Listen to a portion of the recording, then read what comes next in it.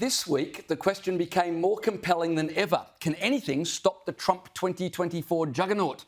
At the start of last year, Donald Trump's chances of becoming president, according to an average of odds offered by 6 US political betting agencies tracked by Real Clear Politics, was 14%.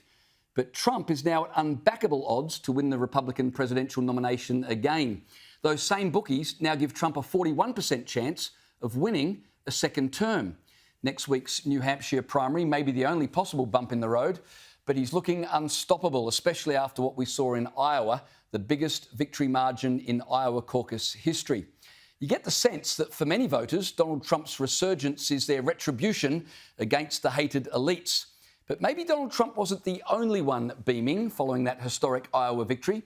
Some commentators think Joe Biden would have been popping the champagne corks as well. One of those people is our mate Adam Creighton, Washington correspondent for The Australian. Adam, thanks for joining me. Thanks for having me. Now, you think a Trump-Biden rematch remains Joe Biden's best chance for staying in office, is that right? Yes, look, I think it's his best chance, but I think it's increasingly a very bad chance. I mean, if I was forced to bet personally, I would say right now Donald Trump will actually win the next election in the US. So I was talking in relative terms. Joe Biden's best chance of staying in office is to face off against Trump, but that chance in absolute terms is not great. I mean, his performance has been abysmal recently. Everyone in the US thinks he's in sharp mental decline. There's still high inflation. There's wars all over the place. I mean, he really is the weakest incumbent president, I think, to face re-election or in the history of the US. So it's not a good outlook for Joe Biden. But that said, Trump does come with an enormous amount of baggage. And I do think when the media really ramps up the criticism, and I think it will be absolutely intense over the next 9 to 10 months before the election, that will cause Donald Trump some damage. And it's worth pointing out, if there is a conviction for one of those 91 criminal charges, and it's quite possible that there will be before the November poll, most polls in the US say that independent voters will seriously mark down their view of Trump, and that would be a disaster for the Republican campaign.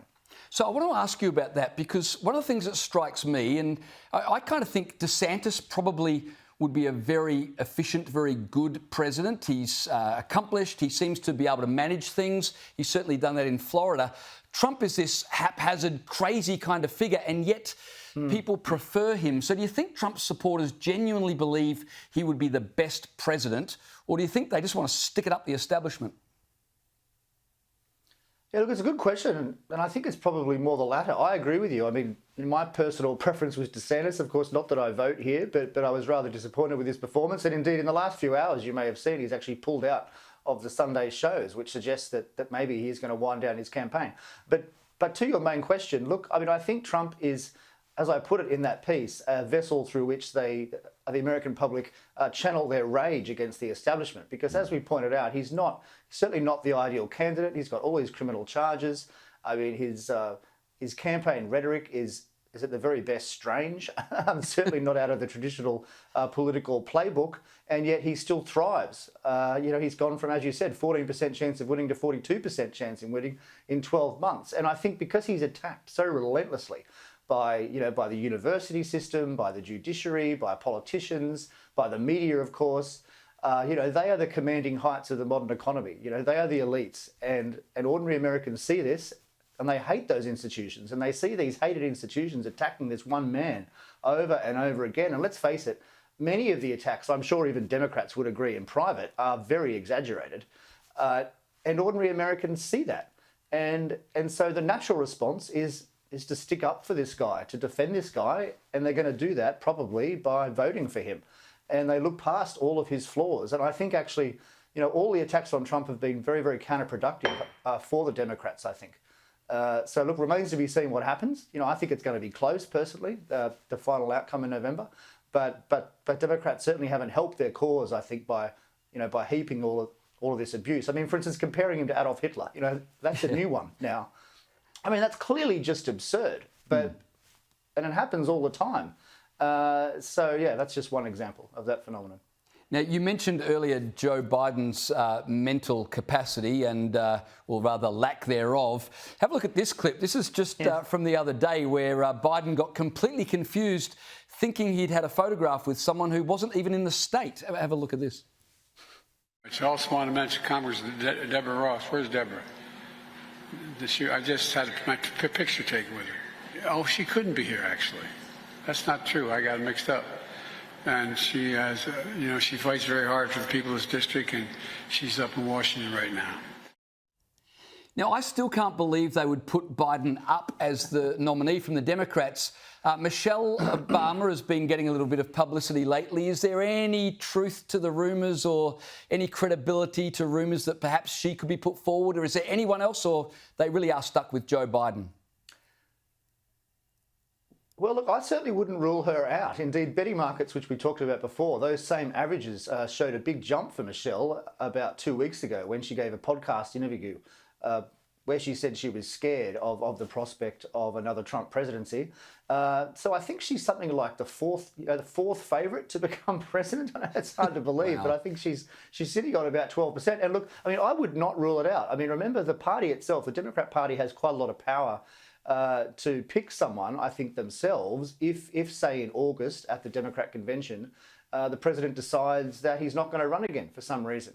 And I think that's a very plausible outlook, I would say. And so I would not rule her out. I mean, it's not likely. I think probably Gavin Newsom from California, the governor there, is more likely should Biden step down.